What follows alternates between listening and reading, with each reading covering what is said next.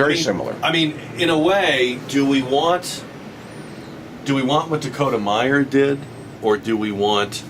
Gotta be careful. There might be some civilians. I like some of the risk takers in regards to the betterment to save. I mean, Forrest Gump went back in and saved, so not that Save Bubba, that's right. Save Bubba, but sometimes I think that we do need to think about the human factor first.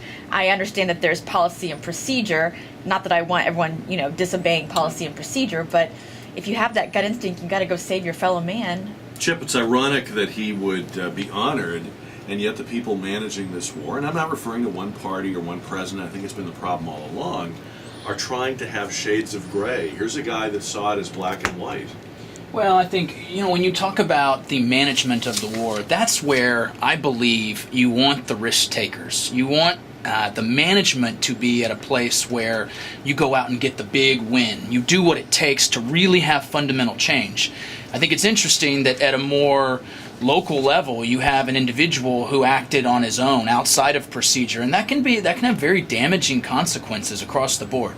That said, to completely straddle the fence on this particular issue, you're doing a great job. The courage he showed it's inspirational. I mean, I think that's a great story. Unfortunately, it probably was the wrong thing to do. I don't know if he should be rewarded for disobeying policy and procedure, but I think he should be recognized as personally, the families can recognize. But Doug, can you have it both ways? I mean, aren't you recognizing that what he did was in fact not the order? I think you can, because the Army Field Manual says explicitly that whether you're enlisted or an officer, you do not have to follow the order of a superior if it's unlawful. So there are some avenues where you don't have to follow orders.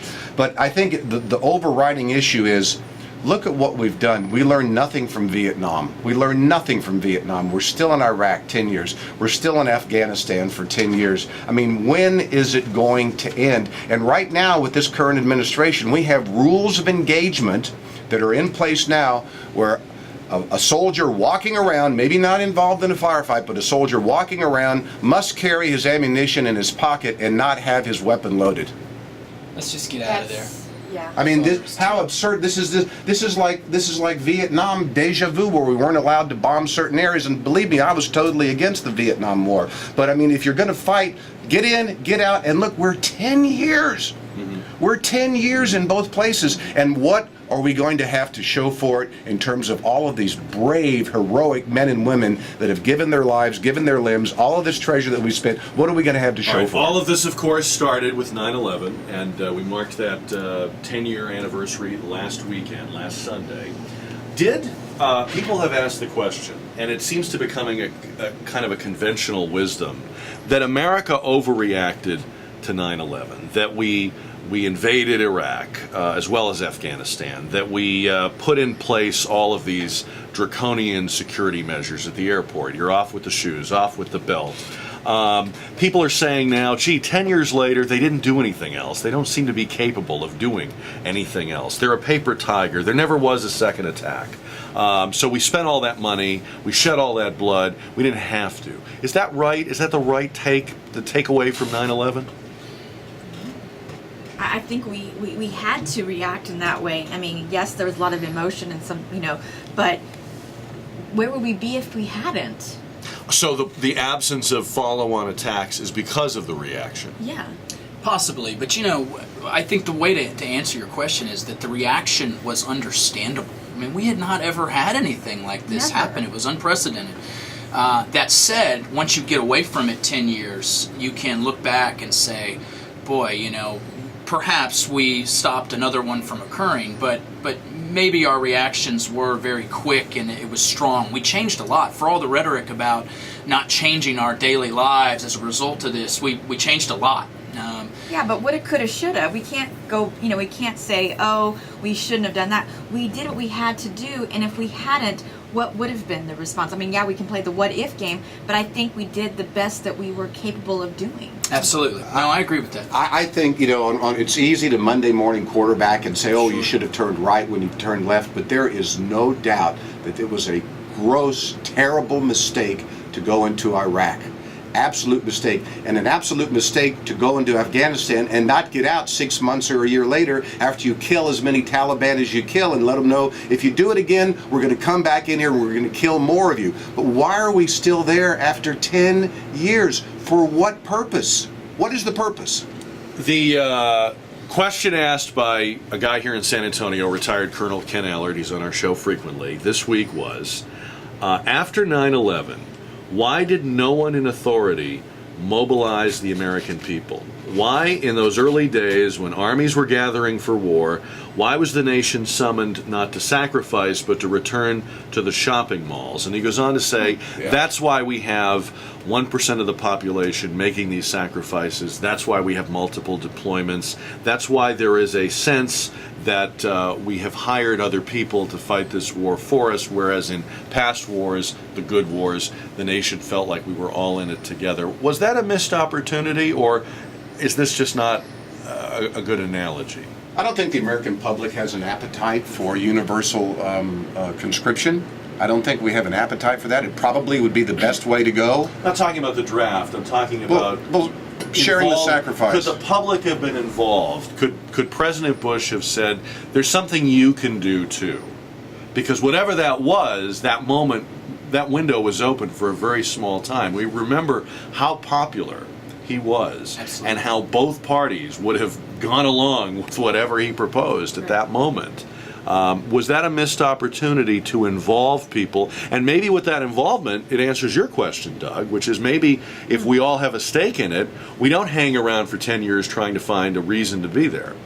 Perhaps it was a missed opportunity, but I don't know that it's reasonable to put that sort of expectation on the president at that point. I mean, that was shell shock. It was, and I think the whole country was in that place. I mean, everybody remembers where they were when they got the news, and I think we did the best we could with what the hand we were dealt at that particular moment. So I personally wouldn't. And I think we need to remember that, this sounds like a dime store novel, but I really, a part of me believes that we are going to be in a war, large or small, with radical Islam from now until the end of time. I really believe that, because I have people from the Middle East in my church who are Arab Christians, whose families have been from Jordan and Syria and have been Christians for 2,000 years, and I love them to death, and they want to tell me, oh, that's just a small group of Islamists. It's not.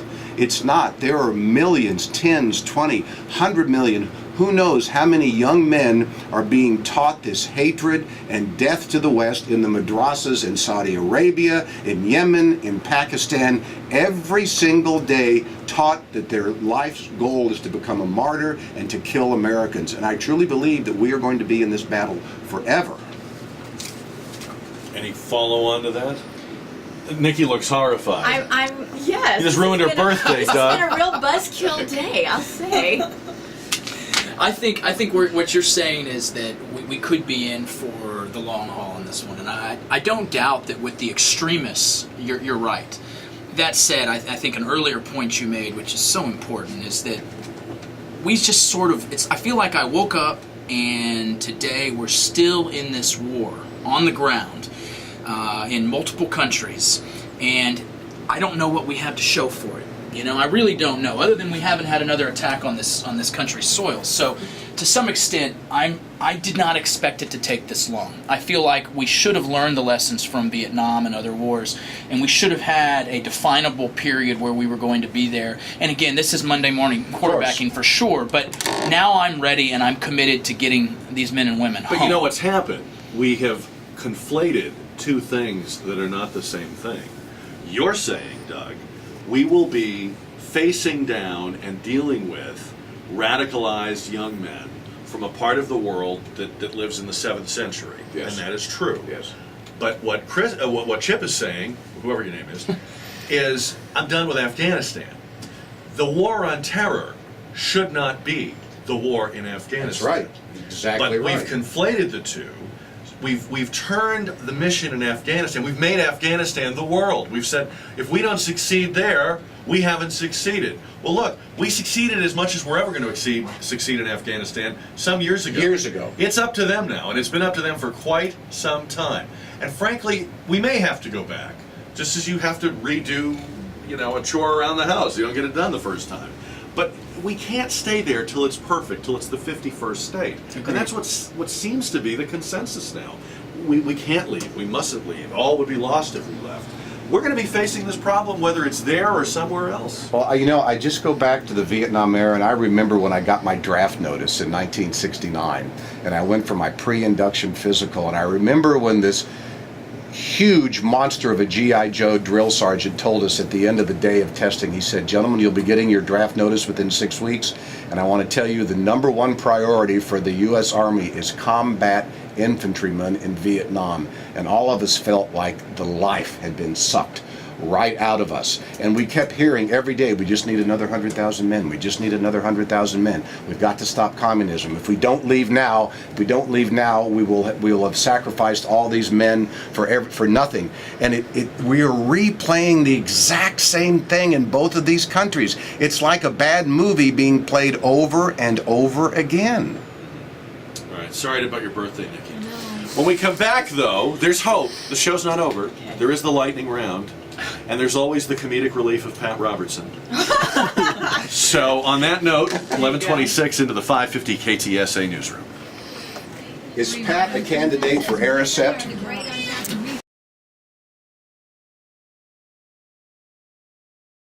It's 11:33 on the News and Talk of San Antonio 550 KTSA. We have come to the lightning round on Gang of Four. So it's time for our gang to put on their big boy pants, or whatever you put on, Nikki Young, and get ready for Pat Robertson. Pat Robertson. It's like playing an oldie on the radio. It's been a while, but we all remember how the tune goes.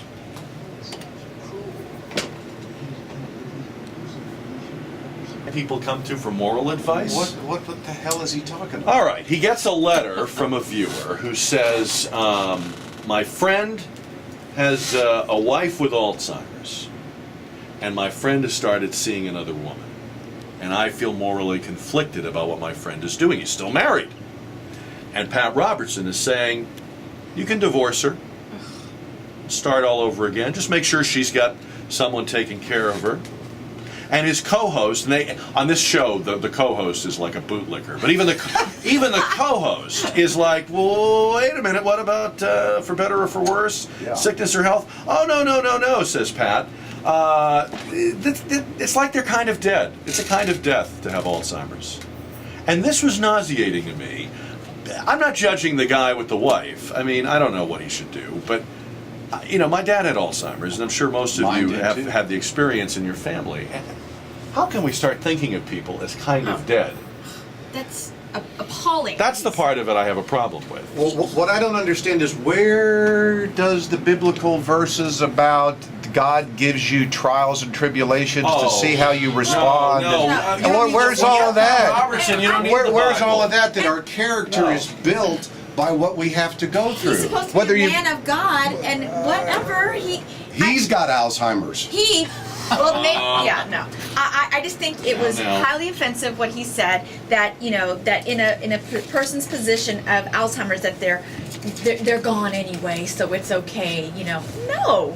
Till death do us part, in sickness and in health. I'm sorry, that's not a reasonable reason. Chip, if a couple wanted to discuss this, I could see a couple sitting down and saying, look, if this happens to me, I want you to, have a life, or go on, or find someone to be with the kids. I mean, if people want to work this out, I'm not judging what they do, but it's referring to someone as kind of dead that's scary, because what else is kind of dead? Is Down syndrome kind of dead? Is autism kind of dead? Yeah, the reference is extremely scary. I mean, it's a disappointing kind of a thing, especially coming from somebody who's supposed to be a mentor and a listener, somebody you go to. And these people put a lot of faith and trust in him. But like you said, I would be careful about the judgmental piece. I mean, to each family their own and their own set of circumstances. It's very hard for us to put ourselves in those shoes. I just don't know that you as an advisor should be the one making those sorts of comments. It seems like a slippery slope.